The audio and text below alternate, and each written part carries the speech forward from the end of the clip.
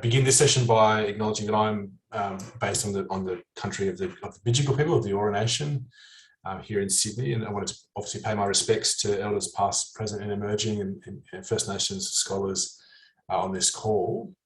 I think as we will be thinking about in this session, questions of acknowledgement and the sort of acknowledgement of country and the relationality of country are particularly significant for scholars in ARPS and thinking about questions around social responsibility. So one of the aspects of the discussion we hope to have today is how questions of responsibility and acknowledgement can be reflected in our practice and praxis as scholars and analysts.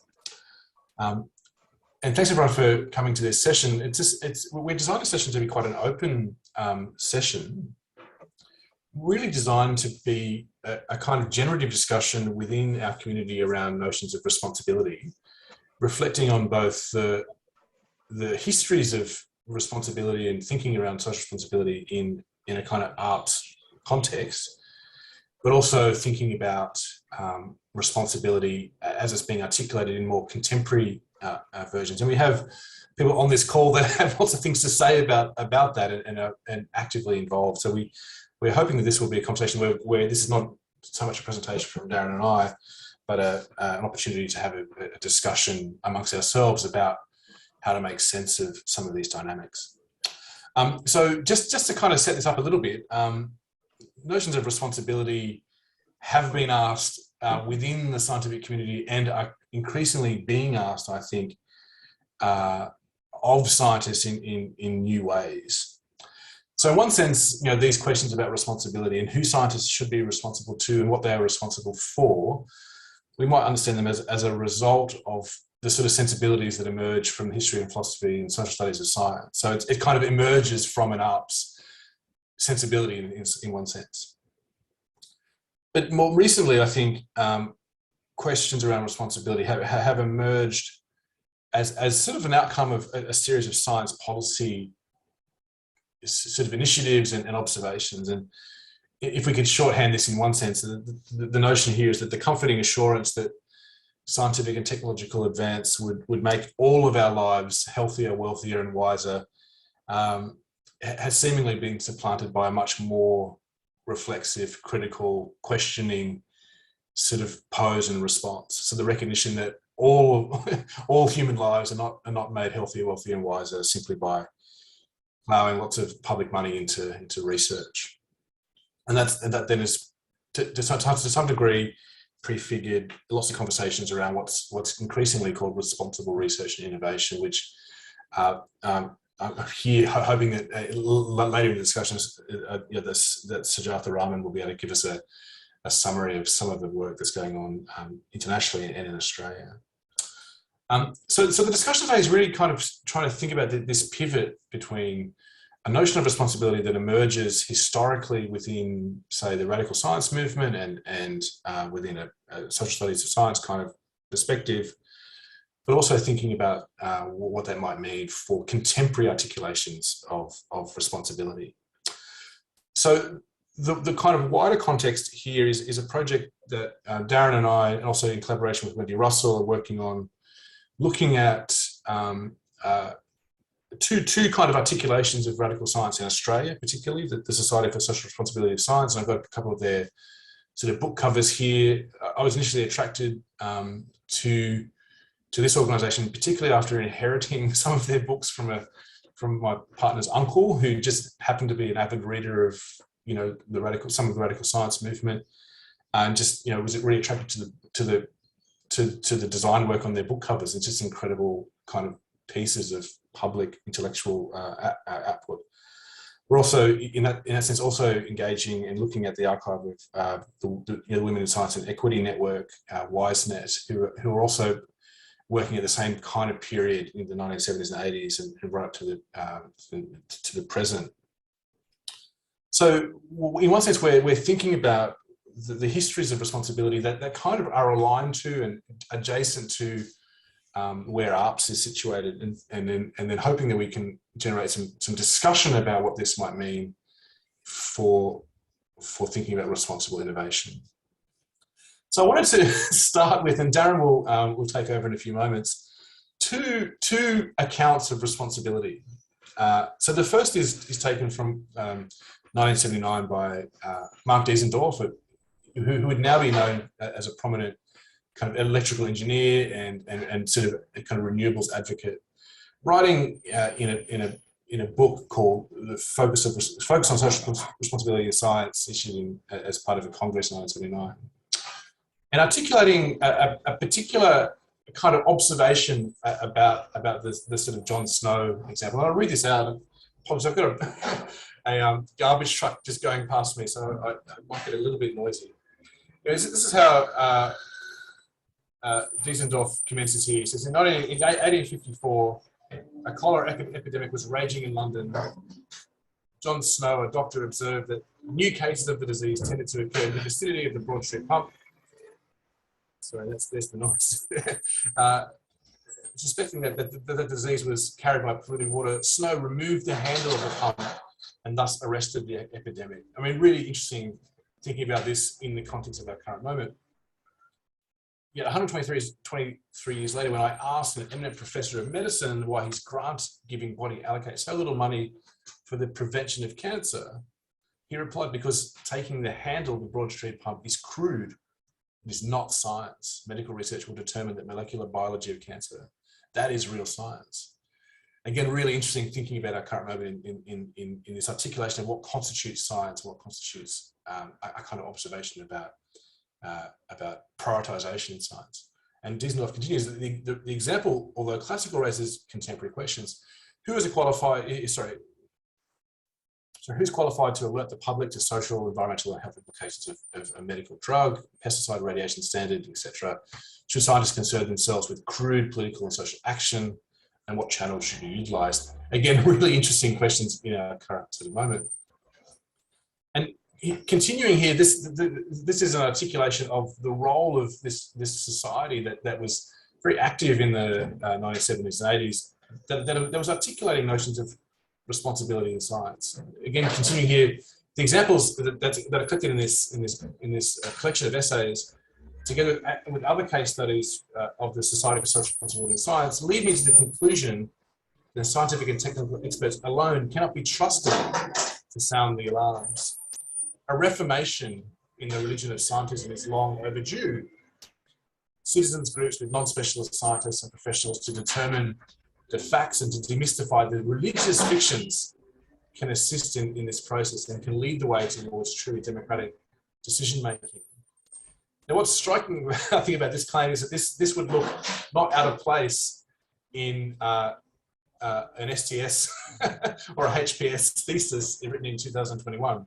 So what's interesting to us is some of the ways in which this notion of responsibility is articulated in this period, and some of the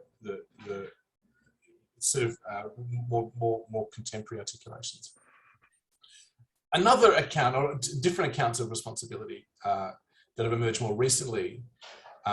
So, President Biden in forming his science advisory committee and in fact appointing prominent STS scholars into this role, articulates a different kind of vision. And this is not a vision about what constitutes good or proper science, but a vision that the benefits of science have been unevenly distributed, as he articulates here, unevenly distributed along racial, gender, economic, and geographic lines, and that there's a need to ensure that research advances benefit all Americans. It's a very different kind of picture in a sense, but still articulated in the language of responsibility. Thinking here with the European Union and the Eurobarometer survey.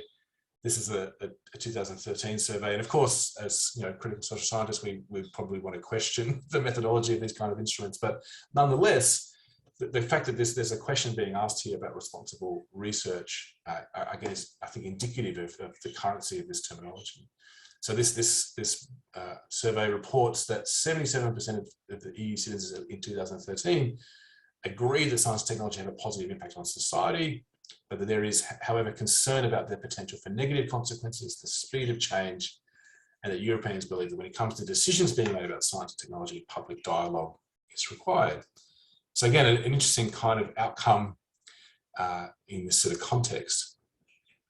So thinking about this in science policy terms, there has been, and perhaps many of us here are engaged in this in particular kind of ways, recent moves towards the notion of responsible innovation, picking up some of these kind of earlier threads of thinking around social responsibility, but reflecting it in a more science policy sort of context. And I won't go through this in detail because, as I say, I hope this is the subject of our discussions this morning, except to say that there are multiple traditions and no single origin story, and a whole range of different kind of ideas circulating around the notion of responsible innovation that's increasingly being incorporated into research funding sort of arrangements here, thinking particularly in the UK and the European Union, but also increasingly we're seeing this in an Australian context. And so one of the questions I think that that might be live for us in our discussion here is the degree to which this emerges from or draws sustenance from traditions that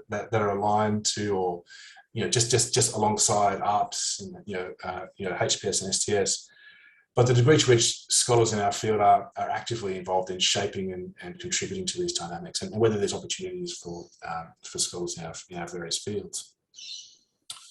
There are obviously lots of different sorts of rationales at play, lots of deficit sorts of thinking, lots of notions of democratic deficits and deficits of legitimacy, trust deficits, the idea that underpins a considerable amount of science communication work around kind of public deficits, which has been obviously the focus of sustained sort of critical scrutiny within STS kind of communities.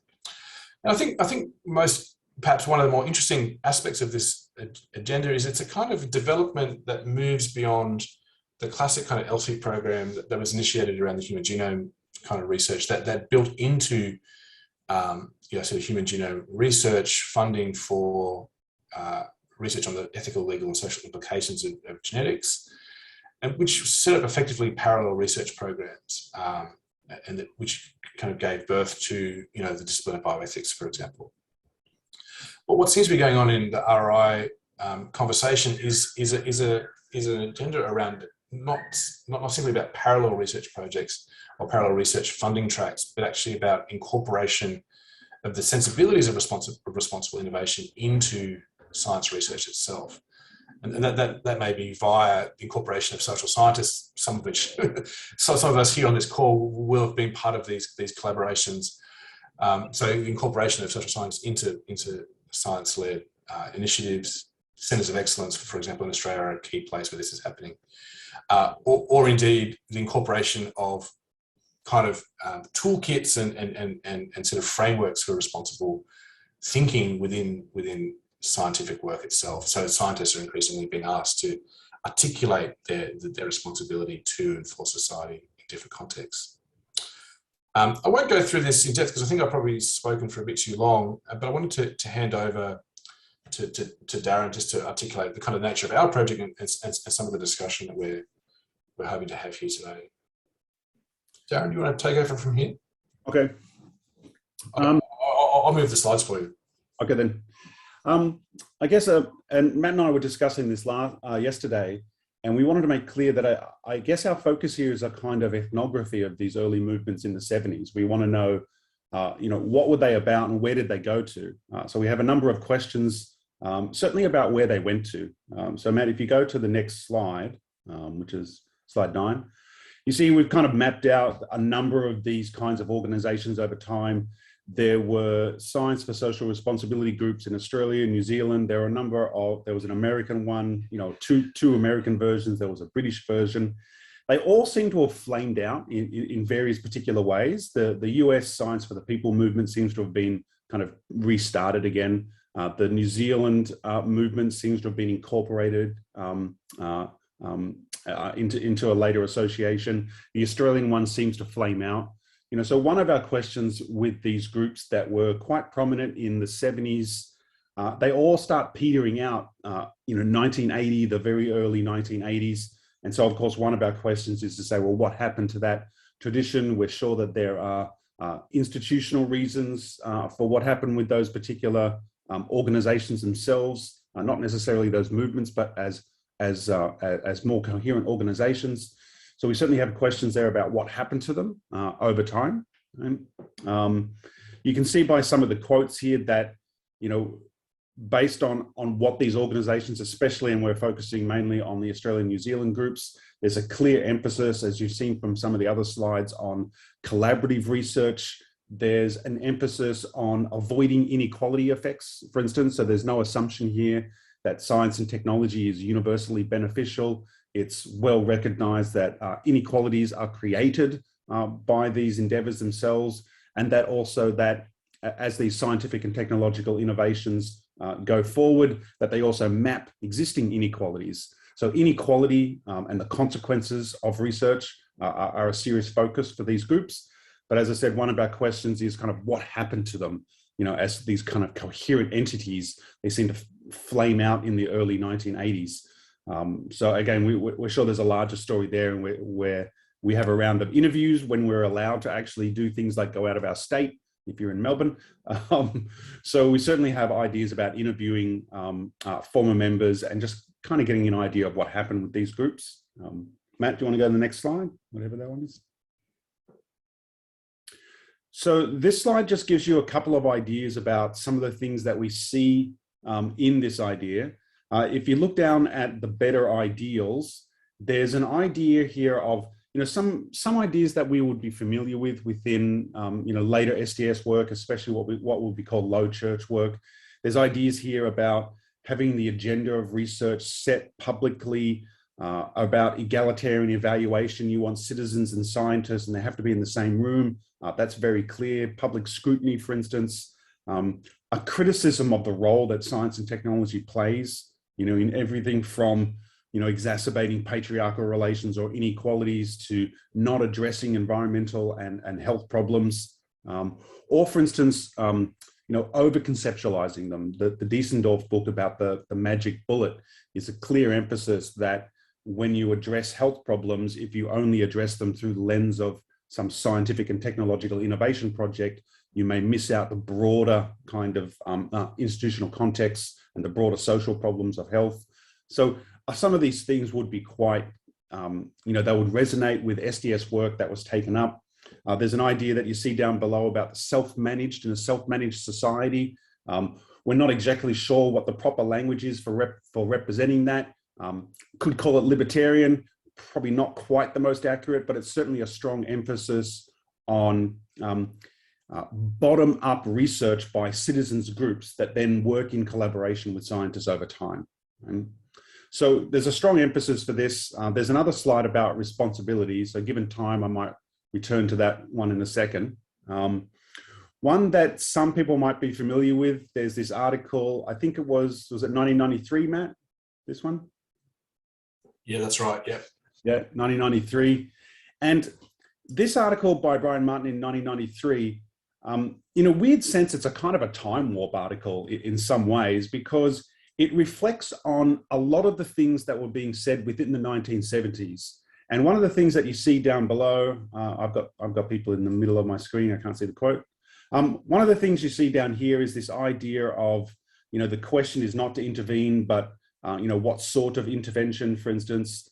And there's an idea in this quote, you know, that everyone is kind of fiddling while Rome burns, right? And throughout these documents in the 1970s, what we saw is a lot of focus on what was called, you know, variously called antiseptic research. You know, so you're spinning the wheels of academic inquiry in order to address some kind of social problem. And it's a little bit antiseptic because, and there was a very specific way in which they cashed out what counted as antiseptic research. It was research that was not directly working with citizen groups. In other words, it wasn't bottom up. Right? So it was a very specific idea of what antiseptic research was. Matt might go to the next slide. So this slide here, what we wanted to do was bring out something about the notion of responsibility that we find in this 1970s work. So we've chosen a number of quotes here from a couple of different books. And the notion of responsibility is extremely broad. One part of it is what we would now call the precautionary principle. And so it's a strong focus on, you know, a cautionary attitude, being concerned about how much evidence you have, and if you don't have enough evidence, that's not a reason not to act, for instance. So you see this in the Diesendorf quote from The Magic Bullet. Another aspect of how they were thinking about responsibility, you see this in the Brian Martin quote. This idea comes out in Brian Martin's Bias of Science book, but also in The Changing of the Cogs here. And it's this idea of, practical relations. You see that, you must be working collaboratively with groups on the ground, so to speak. Now, one way of thinking about that is that it's a clear reaction to the idea that the politics should be a kind of delegated or representational kind, that the social analyst can sit back and represent this group from afar. They may have talked with them a little bit to get a sense of what they're doing, but they're kind of representing them from afar. So that's being rejected. The idea here is that you're down there in the room, on the ground, in some sense, with these particular groups, and that's your practical action. And there's a lot of discussion in these documents about practice, that you can't pursue some kind of reformist agenda by focusing on principles and ideals, that it has to be done at the practical level, working on the ground in a bottom-up fashion with particular social movements. So a kind of direct democracy idea. Right? The other one, and we haven't quite finished this thought train for it. So you see, there's a quote here from John Kirk's book, When Machines Reduce People. Matt, if you recall, in that particular edited book, there's a chapter by Bob Hawke, for instance, talking about unemployment. Right? I don't know if a sitting parliamentary minister will probably make an edited collection in SDS anymore, but nevertheless, Bob Hawke has a chapter in there. And you see here the idea, it says the duty to be responsible in their work. So it's scientists and engineers, and they have a duty to be responsible in their work, to try and think out, to anticipate the implications for society of innovation and the consequence for everyone, not just a narrow section. Now, I think in the contemporary RRI literature, you do see these kinds of ideas that we have to try and foresee, that we have to try and anticipate, and we have to try and think about the implications. We see that in contemporary RRI research, but what we see in this early version in the 1970s, it seems to be a broader, stronger notion. There seems to be an emphasis on we can foresee, and we can foresee because we've got, as long as we get so much public input, we'll be able to foresee something and we're more responsible. So there's no kind of denial here that, that we may have some limited capacity sometimes, but the idea seems to be that we're responsible both for what we know and what we don't know. And if we have enough broad input, we'll be able to anticipate enough consequences that there's a clear demand for responsibility. One way I would put it is that there's little sense that you can shirk being responsible. You can't just say, well, I wasn't quite sure or I didn't know, therefore I can't be held responsible. The relation seems to be around the other way. So it's a very strong notion of responsibility that we see in this early work. Maybe next slide, Matt. Do you need this slide, Darren? Pardon? Did you need this slide here? Yes. Oh, sorry. This one. We have two more slides. This one shows some of what we seem to be the similarities and differences at this stage of the inquiry. And one of the things we see is there's clearly some kind of, we put it here as a chain. So we think, and a lot of people would say that science and technology studies, HBS, etc., has this kind of low church or high church kind of backgrounds to it. The early work on social responsibility in the 1970s is clearly of what we would call a low church branch. It's an impetus for the low branch, the low church version of SDS. And then that low church kind of combination with SDS is an impetus for later, responsibility RRI work. Right? So we know that we can see that there's a chain that goes through there, for instance. There's not a lot of emphasis in the early 70s stuff on high church, what we call high church in SDS. It's low church stuff. It's radical advocacy stuff. The other thing is that there's similarities here in ideas of openness, transparency, being responsive and accountable, for instance, some kind of direct democracy as an ideal. You're seeing that, especially something like the direct democracy comes out in latter work in public public understanding of science and SDS, for instance. So there's a number of similarities between that tradition in the 1970s and low church work in SDS and how that's branched off, into modern versions of RRI and public understanding of science. So there's a clear kind of chain there. There are a couple of differences. We've called them significant differences, but there's some clear differences in some of this work. One, and we wanted to think about it in using the word reflexivity, even though the word reflexivity is not a very common term in that 70s work, but we thought we'd use the term reflexivity. And one thing about it is that the scientist or the engineer themselves is expected to be reflexive. The community of scientists is expected to be reflexive. And we think that what we see within RRI is that reflexivity exists outside of the scientific community. It's probably inaccurate to say that it's imposed on the scientific community, but it does exist in some kind of policy framework external to the scientific community, to which the scientific community holds itself as a standard, for instance, or could be held to account according to that standard. But in this early 70s work, it's the scientists and engineer themselves who's supposed to possess that reflexivity. It's a character of themselves and a character of their practice and a character of the practice of their community. The other one is just about, we call it minor knowledges, but there's a lot of discussion of marginalized knowledge claims and a lot of discussion of interdisciplinarity. There's a lot of critique of specialism, for instance. And it's thought that these kinds of minor knowledges, they generate both what we know, but also what we don't know. Right? They alert us to what we know, they alert us to what we do not know. And those kinds of generations of what we know and what we don't know, they set out what is permitted, what's prioritized. For instance, they set the agenda. You get a sense that moratorium on research is always on the agenda, always just around the corner, for instance. Whereas we think that in the RRI literature, it kind of emerges procedurally, right? If there's going to be a moratorium, it's because we've had this huge kind of discussion and it emerges procedurally, maybe as a last resort, right? So certainly what we do and do not do is handled quite organizationally differently. Right? The other one is bottom up, right? There's a lot of emphasis on not just bottom up research, but also bottom up publishing. There's a lot of documents that they produce where you have high school students, high school teachers, citizen members, parliamentarians, some accountant. You have a whole bunch of civil society actors who are publishing in the edited volumes themselves. Right? So there's an egalitarian take on who gets to publish, for instance, and that's quite strong in this kind of work. Right? Whereas we think in the RRI work, it's a lot closer to a kind of delegated representational work, for instance. So you might collaborate, so there's still a collaboration, but who gets to publish is handled quite differently across the two traditions. And the last one we'll just mention is this kind of practical, direct alignment with social movements. We kind of called it opportunistic alignment. We didn't settle on how we should cash out that particular contrast.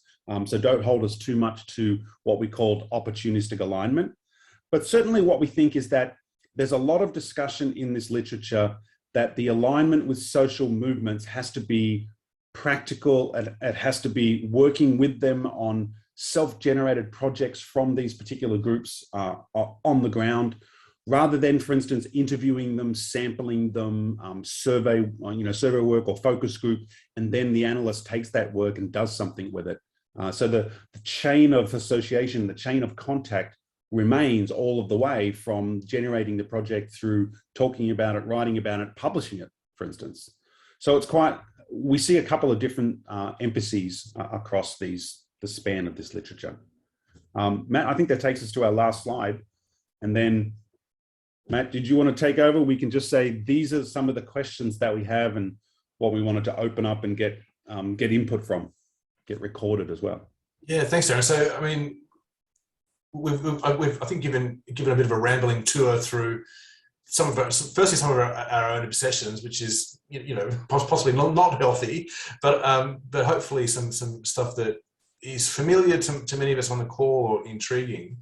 And we've got about half an hour now, I think, until the break. And we thought there'd be value in people at an arts conference, perhaps having opportunity to think about histories of responsibility, and as they are kind of to some degree aligned with or emerge from HPS and STS and its relationship and traditions of radical science.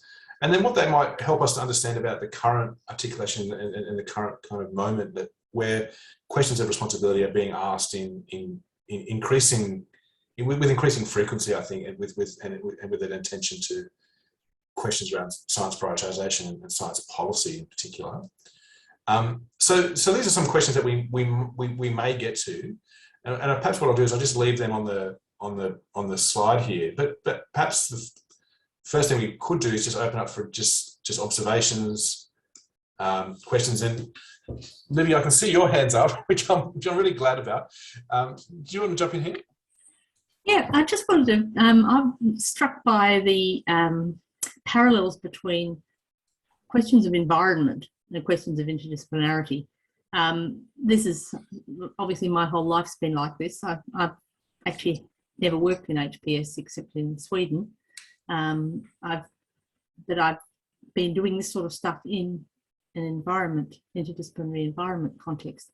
And Mark Diesendorf obviously comes out of that sort of tradition. The precautionary principle comes out of Rio. There's a whole lot of, I think, parallel universes going on here, and it might be interesting for your project to look at the things that are and aren't environment, because I think that particularly after 1987, we're dealing with vested interests, keeping control over climate stories. I mean, there's dramatic things like there was no media coverage of climate the year after the COP in Copenhagen. So that there's a whole special interest associated with climate, a special interest associated with some other areas like mass extinctions that have now got activist groups. But if you look back in the 70s and 80s, the authority of science was what was there, and then suddenly it was suppressed. So it's not so much about the science being responsible, but about what they're talking about, the content of the science, I think, that's going on there. But I just like to hear you comment on it. Yeah, thanks, Libby. And Darren, do you want to jump in on that one? Matt, could we stop screen sharing just so we can see the gallery? Yeah, sure, of course. Yeah. It does get a bit awkward, doesn't it? Yeah. Hopefully you can all see each other now a bit better, yeah. Maybe one thing we saw there across a number of the documents is a very strong criticism of specialism. It's thought consistently that, or it's argued consistently that if you're a specialist, you're missing dimensions of the problem. And so it's one scientist and engineer after another saying, I was railroaded into being a specialist. I don't want to be a specialist. I don't like being a specialist, or criticizing people who defend specialism. And it's consistently argued that specialism doesn't allow someone to see the full context of some problem. So that's, I'm sure that that's relevant to what may have happened there with how something like what is and is not the environment. Maybe they lost that battle, right?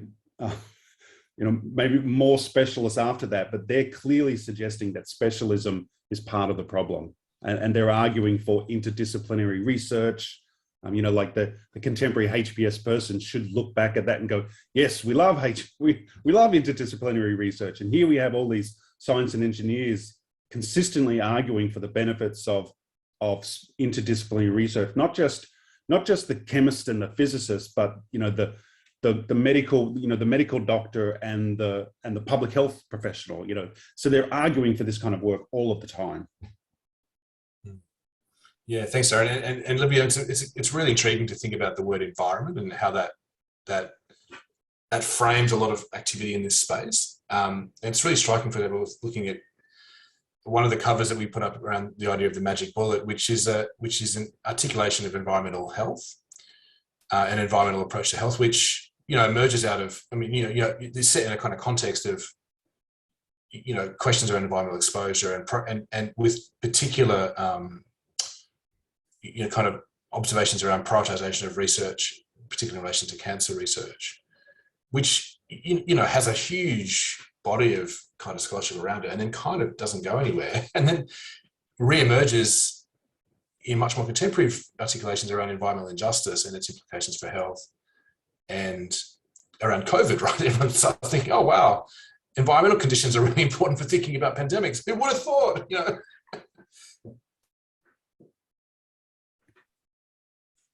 Tatjana, I can see your hand up. Yeah, thank you so much.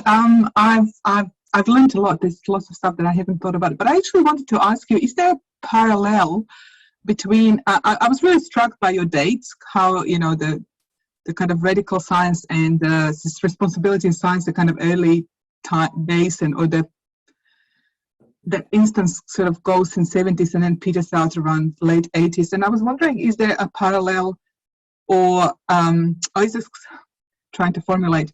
What do you know about the political activity of scientists, and in their involvement in sort of radical politics of other, be it political parties or sort of party adjacent organizations in the same period, and does it kind of follow the same curve, if you want, or if you know anything about that?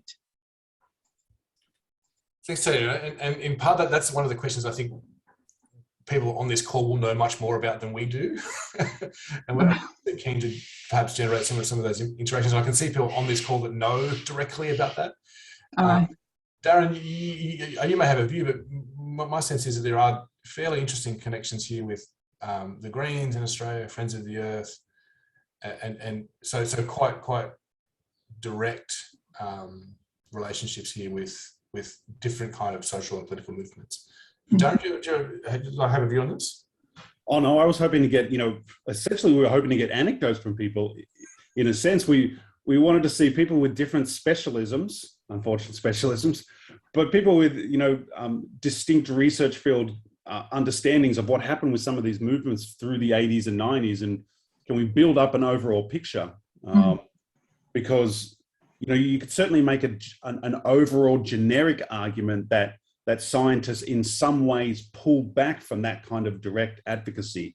And you can see lots of claims out there that it's bad. You get all these ideas about the value neutrality of science, and scientists have got to be apolitical, etc. And so you can get a general story of everything pulling back, but what does it look like for historians or social analysts of climate problems or medical problems or whatever it happens to be? So we were hoping for broad input about that. What do you see in your own fields, for instance? If you want a single case study, you could look at the takeover of the ACF in 1973 by essentially left-wing scientists, and probably that was why the Greens got branded left. And in fact, most conservationists at the time wouldn't have voted for Labor at all. They would have been right-wing voting people. So Prince Philip was in the chair, and he had a coup. Everybody executive was sacked, and he was left in the chair with all these radical scientists. So I don't think that was a very happy moment for the ACF, but it did shake out the old, let's all do this carefully and in cooperation with big business. So that was 1973. Just if you want an anecdote, it's an example. Excellent. That's great. I might follow that up with you offline as well. Sujatha, I can see your hands up, and that's great, because I'd also hope that you would be able to comment here. And given that you've also... I think, Adam, you had your hand up first. Oh, okay. Fine. Look, I'm sorry I attended late. I had contradictory information about when the session started.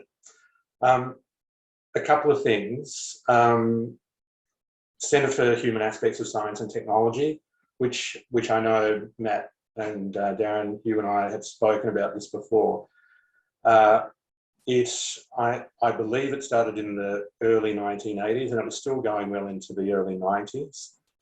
And it had a number of people with STS, political economy, science and technology, engineering backgrounds that were involved in it, and they produced a number of publications. I've got a couple of them. And I believe that the archives are held in the Fisher Library for CHAST. There's also, I'm putting this to Ruth and to Libby. There was it APACE? There was an alternative technology organisation that Mark Diesendorf was involved with as well. I think it was APACE, but it might have been called something else. And I think, you know, if both of you were to talk to Diesendorf and Brian Martin, that you could get a better idea of mapping out what some of these organisations were, and because they were closely involved in a lot of these things. There was also the Commission for the Future, which was started by Labor government under Barry Jones, and they actually promoted a lot of this kind of work and thinking about these things under the Hawke government. And I think the Commission for the Future continued, I think, into the early 90s under Barry Jones. I mean, he might be somebody else who's worth talking to. And also in relation to science for people and science for the people. I mean, I remember spending many hours in the Fisher Library in the late 1980s and early 1990s going through their journals. So that was still going strong into the late 80s and early 90s. And again, Fisher has got collections of those journals if you want to go back through them. And they'd be worth having a look at. So it was really just to make that contribution. Thanks, Adam. That's great. I'm taking loads of notes. That's amazing. Thank you. Yeah, and Wendy's asking for the first organisation that you mentioned there, Adam. Oh, APACE, APACE. I'm pretty sure that's what it was called. I've got a couple of their publications around somewhere. I have to look them up. But Diesendorf was closely involved in that. And it was about alternative technology solutions like doing microhydro in the Pacific, in PNG, the Solomons, Fiji. But it wasn't just restricted to that. It was about looking at alternative agricultural techniques and so on. Thanks, Adam. So, Jatho, I might bring you in here. Thank you. Thanks, Matt. Thanks, Matt and Darren, for that overview. Is fabulous. I guess, I'm not sure I have anything helpful for the project, but I was wondering, are you thinking of the responsible innovation movement as maybe arising from some of the failures of the SSRS movement to actually transform science in a way? I don't mean failure as in a critical way, but it's just a fact that the social responsibility movements did not succeed, if you like. And maybe some of them ended up coming into STS, and through that, I mean, certainly some of the STS pioneers, as I think you were saying in your history, were people who were originally scientists, PhDs in science, and then sort of, got disaffected by what was going on, and helped found the discipline. So I suppose there's a story there. And then when you look at RRI or responsible innovation in the present, it looks like, this is coming from outside. And partly it's coming from outside because there isn't enough of that, sense of a movement within science, I suppose. So I couldn't help being struck by that sort of temporality of it. But I wondered if you're thinking about the nature of the problems, if you're doing a bit of a comparison between these two movements, if you're thinking about the nature of the problems or how the problem to which responsibility is brought to bear, how is that defined in these two cases, right?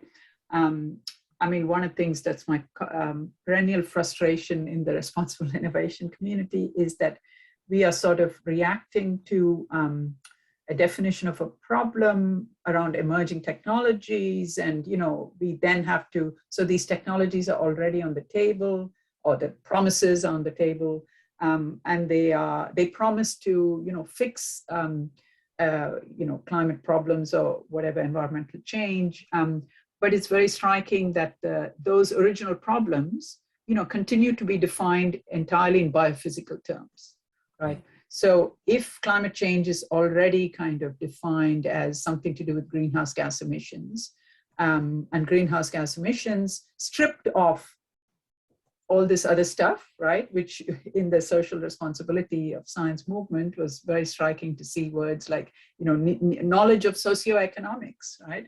Or race and, you know, gender and all those kinds of, so in other words, social and economic relationships, right?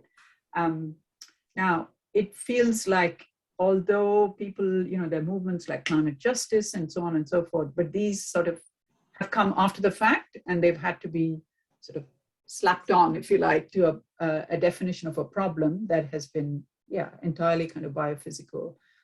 So then you've got these technologies that appear as, yeah, we can solve these problems because the problem is defined in that very narrow way. So yeah, I wonder if one of the contributions that this history can make to contemporary RRI thinking is literally going back to those problem definitions and making them, socializing them, if you like. And I don't think we see enough of that in the RRI literature. You know, its literature has grown, it's very diverse, lots of very interesting lines of thinking, but I don't think I've seen very much that actually tries to sort of go back to the definition of the problem to which we are bringing responsibility or innovation or science and technology to bear. So yeah, that's just a suggestion. Yeah, thanks, Sujatha. And Darren, do you, want to, you mentioned one of the words there is around failure, and I'm sure we probably think failure is probably too strong or too binary, as it were. But there is certainly a temporality to the movements we're thinking about, and an uptick and a downtick, as it were. Darren, do you want to jump in on that point?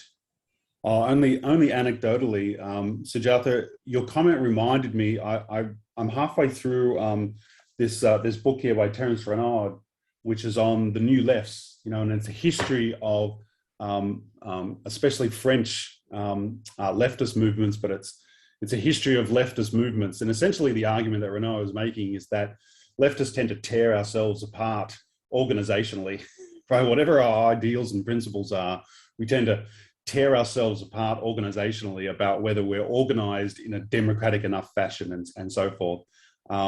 And so certainly it's an interesting provocation to wonder if RRI comes about because that tradition as represented there in the early social responsibility literature in the 70s, as the Brian Martin quotes show, there's a very strong emphasis on how you're organized, right? You have to be organized in this kind of direct bottom-up kind of fashion. And if you're not organized in that fashion, you're antiseptic, right? You're fiddling while Rome burns, right? So I think it's certainly an interesting provocation to wonder whether RRI comes around, because maybe you just flame out when you do that. I mean, that would be one provocation to pursue. You know, when that's what you do with that tradition, it's possible that you always flame out. I don't know. But maybe I'd connect that to, so, you know, the kind of global movements, World Social Forum, they obviously are very much predicated on this idea of horizontal rather than kind of vertical organizing, if you like. And over there you see some very interesting movements around rethinking science and technology sort of from within. So I think, yeah, it may be that some of, I mean, obviously you're looking at this in particular context, but it may be that opening it up and looking globally. One of the things I've discovered more recently being on the editorial collective for Engaging STS is that, you know, we have journals in Latin American STS, East Asian STS, of course. Well, I knew they existed, but there's some, rich kind of, histories in those journals as well that might give you some interesting new leads, if you like, in other kind of transnational settings. Thanks, Jeff. I'll come back to some of those questions in a moment, but I want to bring Kobe in. I can see your hands up. I think you're still muted there, Kobe.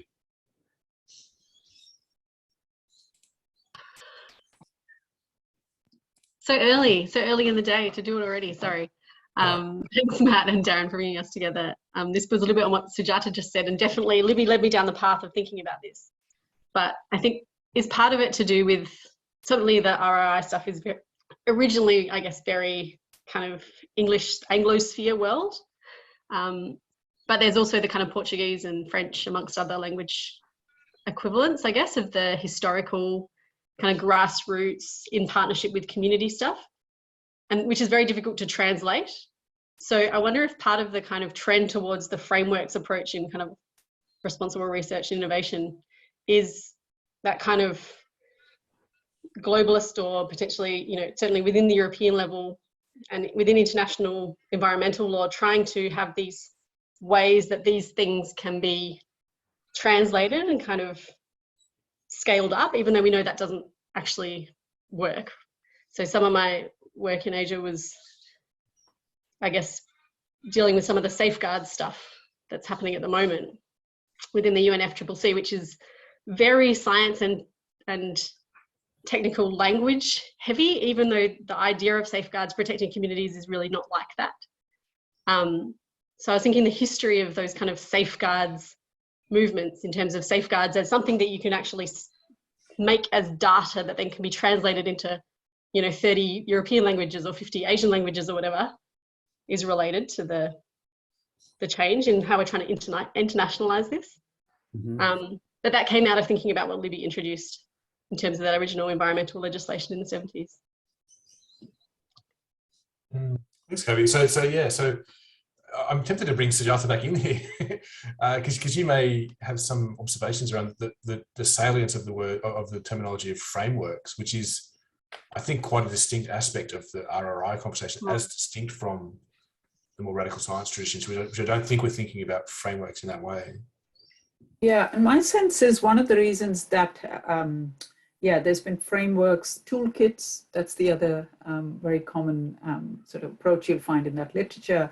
And my sense is that it comes from needing to explain yourself as a social scientist or humanities scholar to interlocutors in science.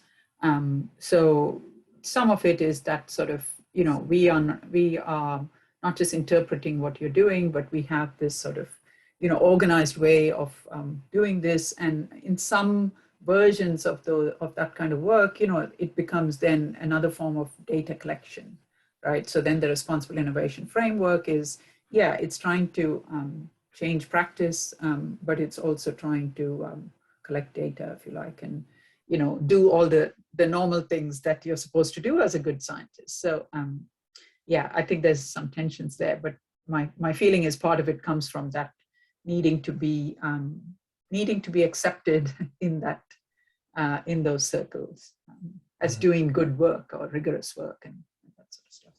Yeah, thanks, Sujatha. I can see Nicola's got her hand up as well. Yeah, hi everyone. Thanks for that talk. I'm sorry I missed the beginning, but I'm wondering if you're finding, you know, you're asking about anecdotes, and my anecdote is France and it's IVF and it's different, but I'm just wondering about the importance of self-identities of belonging to a particular country and what it looks like in Australia, because I know that kind of growing up in France and in biology lessons at school, we were always told, you know, in France, we scientists, we're responsible and we do the ethics before we do the innovation. Not exactly in those words, but that was the kind of the idea, in contrast to the UK that rushes ahead and then figures out the ethics later. And that sort of reminds me of in the early days of IVF, there were the two French people who were responsible for the first IVF baby in France. One of them was one of the scientists was really concerned about, you know, the future, going down towards eugenics and selection of embryos, and he actually just stopped doing the work completely, pulled out, and has written lots of, you know, activist books and things like that, and has been a strong critic. And I wonder how that's related to a sense of belonging to a country that thinks of itself as valuing ethics, and what that looks like in Australia, and if it's different in Australia. Yeah, thanks for that. And just, I mean, I can't not comment because as a geographer, I'm interested in space and place, but I think there's really different kind of articulations in this sort of context. So in the RI conversation, and particularly in Europe, there's very much a sense that a European flavoured innovation agenda is a responsible agenda as compared to something like the United States. And so, and indeed, perhaps in relation to South Korea and China as well, would be another kind of comparator. So what that means in Australia, I think, is really quite open, and what that could be articulated as. I think in the SSRS discussion, I mean, I think it's really interesting that a lot of that literature is framed specifically in the context of anti-war and peace movements, CND particularly, anti-Vietnam sort of work. And so a very different kind of sense of geopolitics, I think. So that you might make the argument that one of the aspects of RI in Europe is an attempt to create the spatiality of a united Europe that's united behind a notion of responsibility. Whereas I think in SSRS, it's a much more spiky kind of geopolitical kind of argumentation going on. I think there's another comment to make, that Australia isn't all the same, and I think that COVID is telling us that. I followed this with great interest, but a lot of the stuff I didn't know because it was in Sydney. There is a vacuum-packed Sydney that is representing Australia, and then there's the rest of Australia. And I think it's probably no coincidence that the red covered book that you put up first, Matthew, comes from ACT. I think the Canberra scientists in CSIRO, and probably less CSIR, which was more Melbourne, but the Canberra people from CSIRO had to imagine Australia in a way that actually hadn't been done before. And there's a lot of really interesting pioneering stuff in that period. I'm going to talk about some of it tonight, so it's all in my head, but it's that idea that CSIRO was doing science for the nation, and its idea of the nation was actually national and not Sydney, which is something that our Prime Minister could learn a lot from. But the responsibility element was definitely with the scientists at that stage, and I think that, in fact, that changed in CSIRO too, and then it turned into a corporate management top-down, with the bottom-up very pissed off indeed, from about the mid-90s. So there's a really interesting change where CSIRO had its sort of sense of tribe taken away from it by a corporate management regime that came in probably from John Howard onwards, roughly. Thanks, Olivia. That's incredibly powerful to be reminded of. I'm tempted to say that you're sort of inhabiting the conversation that Darren and I are having about Sydney and Melbourne. I'm glad you've got both of you, because actually, don't forget that Western Australia is not part of the national grid. That there are other parts of Australia that keep getting left out, and I think Mark McGowan's present position is really interesting, because he's saying, actually, we don't need you guys, so just, take a bit more notice of us. And I lived in Western Australia as a child, so I got some Western Australian position on things, like Nicola saying she grew up in France. Well, I was Western Australian. My father was a clergyman. He lived in we lived in a college at the university. He was a chaplain for a college, and he said he cancelled the Feast of the Epiphany. They didn't want to hear anything about wise men from the East. So I can echo that. Coming from South Australia and having family from the West Coast, that's so obvious to me. It's like there's a standpoint theory thing we need in Australia, because there's such East Coast dominance, particularly in the science and technology, versus sci-tech in the West and in the middle. It's a huge thing that I think a lot of people don't realise. I feel it's really evident through COVID, but has been a long time coming. Well, when I was in Western Australia, people still had to go to the eastern states to do medicine. You couldn't do medicine at the University of Western Australia. So the doctors all had very good connections over east, but the rest didn't. And the ag scientists, CSIRO, had a big output in Western Australia, and I've subsequently realised that we get a lot from Western Australia and quite a lot from the territory, because that was Commonwealth, and they could have experiments of a federal nature in the Commonwealth without having arguments with state governments. It's just really interesting. I'll just add that Matt has been complaining for months about Sydney centrism, just so you know. But one thing I will say, might be true or not, but one thing I will say, Libby, following up your point, is that a bunch of the documents that we found for the 70s coming out of the ACT they're really distinctive in their organizational structure. Mm. So one of them was an edited collection of high school students talking about, where do you see that, right? So yeah, that's very apparent in those ACT documents, right? All this bottom-up publishing stuff. Yeah, and the other thing in the ACT is that they have a really close relationship with their museums, because your talent is limited. You have everybody coming. The Royal Society of Canberra, which was established in 1960 and then became something else by 1964, but it was quite radical and quite sort of international. So there are a lot of diplomats, a lot of people who came only briefly to Australia, influential in that period in Canberra. It's an extremely interesting social experiment, Canberra. Before, the Melbourne people moved to Canberra largely from 1960 onwards, so that from 1927 to 1960 they had to make their own fun.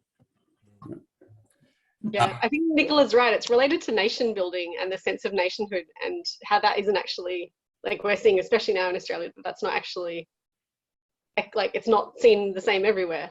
And I don't think they can be separated out, particularly in the historical context. Yeah. Thanks, everyone. I realise we are just over time, and I'm keen that we all have a break before the next set of really intriguing sessions. I wanted to thank you all for your inputs. I was hoping that we might come out with some sort of declaration from ARPS about responsible innovation, and we possibly don't have the time in this conversation to do that. But I think these are important matters for communities in history and philosophy of science, and also STS, to be mindful of, and there are opportunities, I think, to be writing, be publishing, and be kind of reflecting on some of these questions and taking up in diverse forms.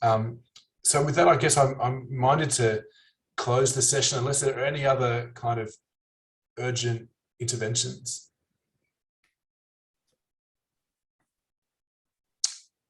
Awesome. Wendy, was that a hand or a wave? Okay, no worries. Okay, thanks everyone, and I guess we'll see each other in other configurations later today. Okay, thank you. Thank you. That was great. Thank you.